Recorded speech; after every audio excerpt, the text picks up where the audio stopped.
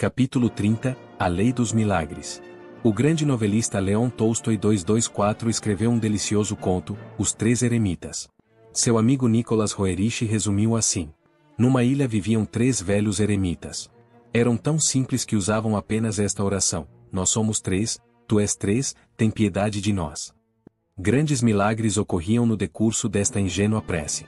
O bispo da região 225 soube da existência dos 3 eremitas e da sua inadmissível reza, e decidiu visitá-los a fim de lhes ensinar as invocações canônicas. Chegou à ilha, disse aos eremitas que aquela súplica aos céus era indigna e instruiu-os em muitas orações usuais. A seguir, bispo retirou-se num barco. Viu, ao longe, deslizando na esteira do navio, uma luz esplendorosa. À medida que ela se aproximava, distinguiu os 3 eremitas, de mãos dadas, correndo sobre as ondas no esforço de alcançar o barco. Esquecemos as preces que nos ensinou, gritaram eles, ao verem de perto o bispo, e nos apressamos a vir pedir a repetição delas. O bispo, assombrado, sacudiu a cabeça, negativamente. Meus queridos, respondeu ele, humildemente continuem a viver com sua antiga oração. Como foi que os 3 santos caminharam sobre a água? Como foi que Cristo ressuscitou o seu corpo depois de crucificado? Como foi que Lairi Mahasa e Aisiri Yuktesvar realizaram seus milagres? A ciência moderna, por enquanto, não tem respostas, embora as perspectivas da mente mundial tenham se ampliado repentinamente com o advento da era atômica. A palavra impossível está se tornando menos preeminente no vocabulário do homem. As escrituras védicas declaram que o mundo físico está sujeito a uma lei fundamental, a de Maya, ou princípio da relatividade e da dualidade. Deus, a única vida, é unidade absoluta. A fim de revelar-se nas manifestações diversas e separadas de uma criação, ele usa um véu irreal ou falso. Este véu dualístico e ilusório é Maya 226. Grandes descobertas científicas dos tempos modernos confirmaram este simples pronunciamento dos rishis da antiguidade. A lei do movimento, de Newton, é uma lei de Maya. Para cada ação existe sempre uma reação igual e contrária. As ações recíprocas de 2 corpos quaisquer, sendo iguais, têm sempre direção oposta. Ação e reação são, pois, exatamente iguais. Existir uma força ímpar é impossível. Deve haver, e sempre há, um par de forças iguais e contrárias. Todas as atividades naturais básicas denunciam a sua origem, Maya. A eletricidade, por exemplo, é um fenômeno de atração e de repulsão. Seus elétrons e prótons são contrários elétricos. Outro exemplo. O átomo ou partícula derradeira da matéria é, como o nosso próprio planeta, um imã com polos positivos e negativos. Todo o mundo dos fenômenos está sob o inexorável domínio da polaridade. Nenhuma lei de física, química ou outra ciência pode jamais subtrair-se aos opostos inerentes ou princípios contrastantes. A ciência física, portanto, não pode formular leis fora de Maya, a verdadeira textura e estrutura da criação. A própria natureza é Maya. As ciências naturais devem forçosamente haver-se com a inelutável essência da natureza, já que esta, em sua esfera de ação, é eterna e inexaurível. Os cientistas do futuro nada mais poderão fazer senão demonstrar um aspecto após outro de sua variada infinidade. Sendo assim, a ciência continua em perpétuo fluxo, incapaz de atingir a causa primeira e zero ultima, apta, é verdade, para descobrir as leis de um cosmo já existente e funcional, mas impotente para achar o autor da lei e o único operador. São bem conhecidas as grandiosas manifestações da gravitação e da eletricidade, mas o que são a gravitação e a eletricidade, nenhum mortal o sabe. 227. Transcender Maya foi a tarefa atribuída à raça humana pelos profetas milenários. Elevar-se sobre a dualidade da criação e perceber a unidade do Criador, eis o fim supremo do homem. Os que se apegam à ilusão cósmica devem aceitar sua lei essencial de polaridade, fluxo e refluxo, ascensão e queda, noite e dia, prazer e dor, bem e mal, nascimento e morte.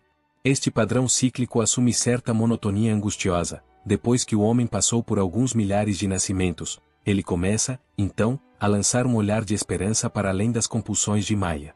Remover o véu de Maya é pôr à mostra o segredo da criação. Quem assim desnuda o universo é o único monoteísta autêntico. Todos os demais estão adorando imagens pagãs. Enquanto o homem permanece sujeito às ilusões dualísticas da natureza, sua deusa é Maya, a de dúplice rosto, como o bifrontijano, ele não pode conhecer o Deus único e verdadeiro. No homem, a ilusão do mundo, Maya, manifesta-se como avidya, literalmente não conhecimento, ignorância, ilusão.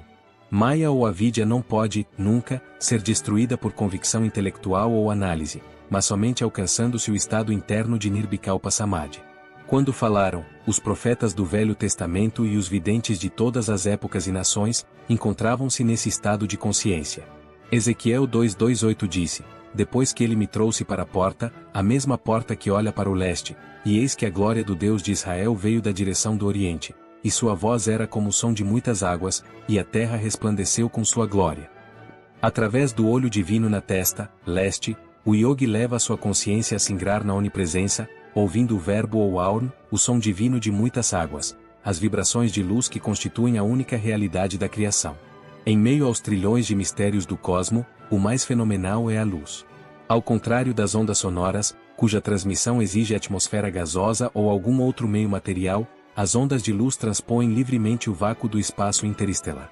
Elas dispensam até mesmo o hipotético éter, considerado, na teoria ondulatória, o meio interplanetário da luz. Se levarmos em conta a teoria de Einstein, as propriedades geométricas do espaço tornam desnecessárias a teoria do éter. Em qualquer destas hipóteses, a luz, de todas as manifestações da natureza, permanece como a mais sutil, a mais livre de dependência material. Na gigantesca concepção de Einstein, a velocidade da luz, 300.000 km por segundo, domina inteiramente a teoria da relatividade. Ele prova matematicamente que a velocidade da luz, tanto quanto a mente finita do homem pode alcançar, é a única constante de um universo em fluxo. Deste absoluto, a velocidade da luz, dependem todos os padrões humanos de tempo e de espaço. Não mais abstratamente eternos como eram concebidos, o tempo e o espaço são fatores relativos e finitos. Eles derivam sua validade, como medidas condicionais, unicamente do confronto com o metro padrão da velocidade da luz.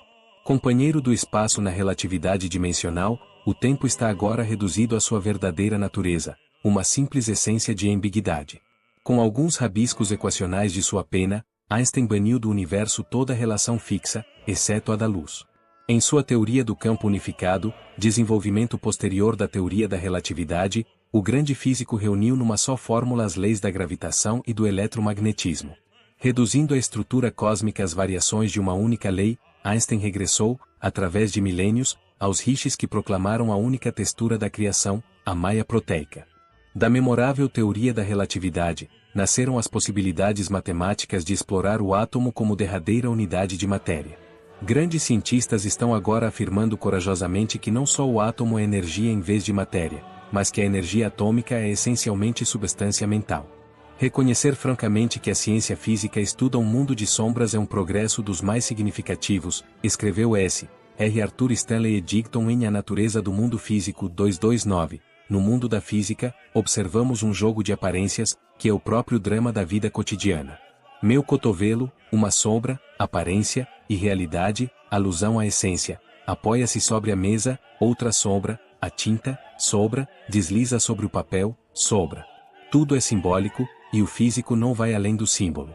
Então vem, o filósofo, a mente, o alquimista que transmuta os símbolos. Para concluir em termos crus, a substância do mundo é substância mental. Com a recente invenção de um microscópio eletrônico, veio a prova definitiva de que a luz é a essência dos átomos, e que a natureza é inevitavelmente dual. O New York Times deu a seguinte notícia, em 1937, sobre a apresentação de um microscópio eletrônico numa assembleia da Associação Americana para o Progresso das Ciências. A estrutura cristalina do tungstênio, até hoje conhecida apenas de modo indireto por meio dos raios X, delineou-se com nitidez numa tela fluorescente, mostrando 9 átomos dispostos simetricamente em retículo cúbico, com um átomo em cada canto e um no centro. Os átomos do retículo cristalino do tungstênio apareciam na tela fluorescente como pontos de luz em disposição geométrica. As moléculas de ar, que bombardeavam esse cubo cristalino de luz, podiam ser observados como pontos dançantes de luz, lembrando reflexos de luz solar que tremeluzem em águas movediças. O princípio do microscópio eletrônico foi descoberto pela primeira vez em 1927 pelos doutores Clinton J. Davison e Lester H. Germer, dos laboratórios da Bell Telephone Co., de Nova York, que demonstraram a dupla personalidade do elétron, pois este apresenta características tanto de partícula quanto de onda 230. Em sua qualidade de onda, o elétron evidencia as características da luz, e iniciou-se uma pesquisa para inventar meios de obter a convergência de um feixe de elétrons, da mesma maneira que as lentes convergem a luz para um foco. Por esta descoberta da qualidade Jekyll-Hyde do elétron, demonstrativa de que o reino inteiro da natureza física possui uma dupla personalidade, o Dr. Davison recebeu o Prêmio Nobel de Física. Escreveu Sir James Jeans em Universo Misterioso 231, os rumos do conhecimento científico apontam para a urna realidade não mecânica. O universo começa a parecer-se mais a um grande pensamento que a uma grande máquina. A ciência do século XX soa, assim, como uma página dos Vetustos Vedas. Da ciência, pois, se este há de ser o caminho, aprenda o homem a verdade filosófica de que não existe universo material, sua textura e urdidura é maia, ilusão. Submetidas à análise, dissolvem-se todas as miragens da realidade. À medida que se derrubam, uma a uma, as escoras tranquilizantes do mundo físico, o homem percebe obscuramente sua confiança idólatra, sua transgressão do mandamento divino. Não terás outros deuses diante de mim. 232. Em sua famosa equação resumindo a equivalência de massa e energia, Einstein provou que a energia em qualquer partícula de matéria é igual à massa ou peso multiplicado pelo quadrado da velocidade da Lua. Obtém-se a liberação das energias atômicas pelo aniquilamento das partículas materiais. A morte da matéria deu nascimento à era atômica. A velocidade da luz é uma constante ou um padrão matemático, não porque haja um valor absoluto nos 300.000 km por segundo, mas porque nenhum corpo material, cuja massa aumente com sua velocidade, pode jamais alcançar a velocidade da luz. Em outras palavras, só um corpo material, cuja massa fosse infinita, poderia igualar a velocidade da luz. Esta concepção nos leva à lei dos milagres. Mestres capazes de materializar e desmaterializar seus corpos e outros objetos, de mover-se com a velocidade da luz, e de utilizar os raios da luz criadora para produzir instantaneamente qualquer manifestação física, preencheram a condição da lei de Einstein, sua massa é infinita. A consciência de um yogi perfeito identifica-se sem esforço, não com um corpo limitado, mas com a estrutura universal. A gravitação, seja a força de Newton ou a manifestação da inércia de Einstein, é impotente para obrigar um mestre a exibir a propriedade do peso, condição gravitacional inerente a todos os objetos materiais. Quem tem consciência de ser espírito onipresente não mais está sujeito à solidez do corpo no espaço e no tempo. Seus cordões de segurança, rompidos, cederam ao dissolvente eu sou ele.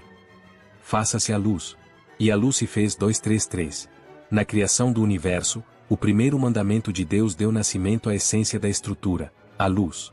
Nos fulgores deste instrumento imaterial, ocorrem todas as manifestações divinas. Devotos de todas as épocas dão testemunho da aparição de Deus como flama e luz.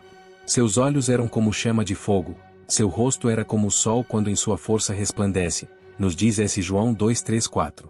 Em yogi que, através da meditação perfeita, fundiu sua consciência com o Criador, percebe que a essência do cosmo é a luz, vibrações de energia vital. Para ele, nenhuma diferença há entre os raios de luz que compõem a água e os raios de luz que compõem a terra.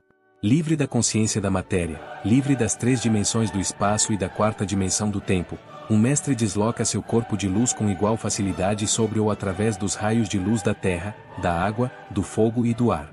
Se, pois, teu olho for único, teu corpo inteiro será luminoso. 235. Concentração prolongada no olho espiritual libertador capacita o yogi a destruir todas as ilusões relativas à matéria e ao peso gravitacional. Ele vê o universo como o Senhor o criou, em essência, uma indiferenciada massa de luz. As imagens ópticas, conta-nos o Dr. L. T. Trollan, da Universidade de Harvard, forma-se segundo o mesmo princípio das gravuras comuns a meio tom, autotipia, isto é, constituem-se de minúsculos pontos, ou grânulos demasiado pequenos, para ser percebidos pelo olho. A sensibilidade da retina é tão grande que a sensação visual pode ser produzida por relativamente poucos quanta de luz adequada. A lei dos milagres pode ser posta em execução por qualquer homem que tenha experiência superconsciente de que a essência da criação é luz. Um mestre emprega seu divino conhecimento dos fenômenos da luz para projetar instantaneamente, no plano das manifestações perceptíveis, os ubíquos átomos de luz. A forma efetiva dessa projeção, seja o que for, uma árvore, um remédio, um corpo humano, é determinada pelo desejo, e pelo poder de vontade e de visualização, do yogi. À noite, durante o fenômeno psíquico do sonho, o homem escapa das falsas limitações egoístas que constituem sua moldura diária. Ao dormir, ele tem uma demonstração sempre renovável da onipotência de sua mente. Eis que no sonho aparecem seus amigos mortos há longo tempo, os continentes mais remotos, a ressurreição de cenas de sua infância. A consciência livre e incondicional, de que todos os homens têm breve experiência em determinados sonhos, é o estado mental permanente de um mestre sintonizado com Deus. Liberto de todos os motivos pessoais e empregando a vontade criadora que lhe foi conferida pelo Criador, um yogi recombina os átomos de luz do universo para satisfazer qualquer prece sincera de um devoto. E Deus disse: façamos o homem à nossa imagem e semelhança, e que ele tenha domínio sobre os peixes do mar, e as aves do ar, e sobre os rebanhos, e sobre a terra, e sobre tudo que rasteja na terra. 2:3-6. Com este objetivo foram feitos o homem e a criação, para que ele se promovesse a mestre de Maya e exercesse seu domínio sobre o cosmo.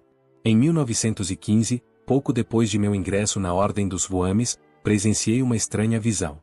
Por intermédio dela vim a compreender a relatividade da consciência humana e percebi claramente a unidade da luz eterna por trás das dolorosas dualidades de Maya. A visão me ocorreu quando estava sentado, certa manhã, em meu quartinho no sótão, em casa de papai, em Gurpar Road. A Primeira Guerra Mundial assolava a Europa, há meses, eu vinha refletindo, com tristeza, na vasta cobrança que a morte fazia. Ao fechar os olhos em meditação, minha consciência transferiu-se subitamente para o corpo de um capitão no comando de um navio de guerra. O estrondo da artilharia explodia no ar, as baterias do litoral e os canhões da belonave trocavam tiros. Uma pesada bomba atingiu o depósito de pólvora e despedaçou violentamente o meu navio. Atirei-me à água, junto com alguns marujos que sobreviveram à explosão. Com o coração pulsando aceleradamente, alcancei a praia, a salvo. Mas, ai! Uma bala perdida terminou seu rápido voo em meu peito, gemendo, caí ao chão. Meu corpo inteiro paralisou-se, entretanto, eu tinha consciência de possuí-lo, como se tem de uma perna que adormeceu. Enfim, o misterioso passo da morte me alcançou, pensei. Exalando o último suspiro, ia mergulhar na inconsciência quando viva. Achei-me sentado em posição de hiatus em meu quarto de Gurpar Road. Lágrimas histéricas brotavam de meus olhos enquanto eu dava pancadinhas e beliscava, cheio de alegria, minha propriedade reconquistada, um corpo livre de orifício de bala no peito. Balancei-me de um lado para o outro, respirando deliberadamente, para assegurar-me de que estava vivo. Em meio destas autocongratulações, novamente senti que minha consciência se transferia para o corpo morto do capitão, na praia ensanguentada. Absoluta confusão mental apoderou-se de mim. Senhor, rezei, estou morto ou vivo? Um ofuscante jogo de luz encheu todo o horizonte. Uma vibração suavemente rumorejante modulou-se em palavras: que tem a vida ou a morte a ver com a luz? A imagem de minha luz eu te fiz. As relatividades da vida e da morte pertencem ao sonho cósmico. Contempla teu ser, sem sonhos. Desperta, meu filho, desperta. O Senhor inspira os cientistas a descobrirem, na época e no lugar oportunos, como etapas no despertar do homem, os segredos de sua criação. Muitos descobrimentos modernos ajudam ao homem a compreender o cosmo como expressão múltipla de um único poder, a luz, guiada pela inteligência divina. As maravilhas do cinema, do rádio, da televisão, do radar, da célula fotoelétrica, o extraordinário olho elétrico, as prodigiosas energias atômicas, tudo é baseado nos fenômenos eletromagnéticos da luz. A arte cinematográfica pode retratar qualquer milagre. Do ponto de vista das impressões visuais, suas trucagens permitem todos os prodígios. Um homem pode ser visto como um transparente corpo astral desprendendo-se de sua grosseira forma física. Pode caminhar sobre a água, ressuscitar os mortos, inverter a sequência natural no desdobramento dos fenômenos, e brincar de anular o tempo e o espaço. Um perito pode juntar os fotogramas a seu bel prazer, obtendo maravilhas áticas semelhantes àquelas que um verdadeiro mestre produz com autênticos raios de luz. Os filmes de cinema, com suas imagens animadas, ilustram muitas verdades concernentes à criação. O diretor cósmico escreveu os argumentos de suas próprias películas e convocou enormes elencos para os cenários dos séculos. Da cabina escura da eternidade, ele envia seus raios de luz através de fitas de eras sucessivas e as cenas se projetam na tela do espaço. Exatamente como as imagens cinematográficas parecem reais mas são apenas combinações de luz e sombra, assim também a variedade universal é uma aparência ilusória. Os planetas, com suas incontáveis formas de vida, nada mais são que imagens num filme cósmico. Temporariamente verdadeiras aos 5 sentidos do homem, as cenas transitórias são projetadas na tela da consciência humana pelo infinito raio criador. Olhando para cima, numa sala de projeção, os espectadores podem observar que todas as imagens surgidas na tela derivam de um raio de luz sem imagens. Do mesmo modo, a branca e única luz da fonte cósmica emite o colorido drama universal. Com engenhosidade inconcebível, Deus procede à montagem de superespetáculos para a diversão de seus filhos, fazendo-os simultaneamente atores e espectadores de seu cinema cósmico. Certo dia, entrei no cinema para ver um documentário dos campos de batalha europeus. A Primeira Guerra Mundial ainda se travava no Ocidente. O jornal cinematográfico apresentava a carnificina com tanto realismo que deixei o cinema com o coração consternado. Senhor, rezei, por que tu permites tal sofrimento? Com enorme surpresa, recebi sua resposta instantânea, sob a forma de uma visão dos campos de batalha, os verdadeiros, da Europa. As cenas, repletas de mortos e agonizantes, ultrapassavam em crueldade qualquer representação do cinejornal. Preste atenção. Uma voz suave dirigia-se à minha consciência interiorizada. Você verá que estas cenas, agora ocorrendo na França, não são mais que fotogramas em branco e preto. Elas constituem o filme cósmico, tão real e tão irreal como o documentário que você acabou de ver, um filme dentro de outro filme. Meu coração ainda não estava consolado. A voz divina continuou.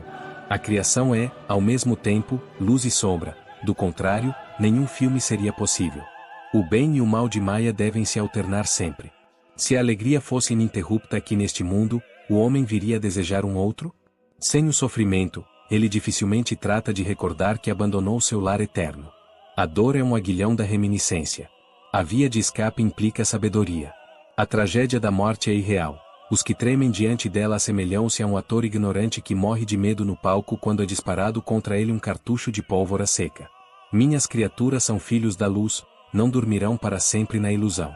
Embora eu tivesse lido descrições de Maia nas escrituras, não me deram a profunda percepção interna que obtive com as visões pessoais e com aquelas palavras simultâneas de consolo. Os valores de um indivíduo se modificam radicalmente quando ele afinal se convence de que a criação é apenas um vasto cinema, e que a própria realidade da criação reside, não nela, mas além dela. Quando terminei de escrever este capítulo, sentei-me, em posição de lótus, sobre minha cama. 2 quebra-luzes iluminavam tenuemente o quarto 237. Erguendo meu olhar, percebi que o teto estava pontilhado de luzinhas cor de mostarda, cintilantes e trêmulas como centelhas radioativas. Miríades de raios, como riscos de lápis ou linhas de chuva, reuniam-se num feixe transparente e jorravam em silêncio sobre mim.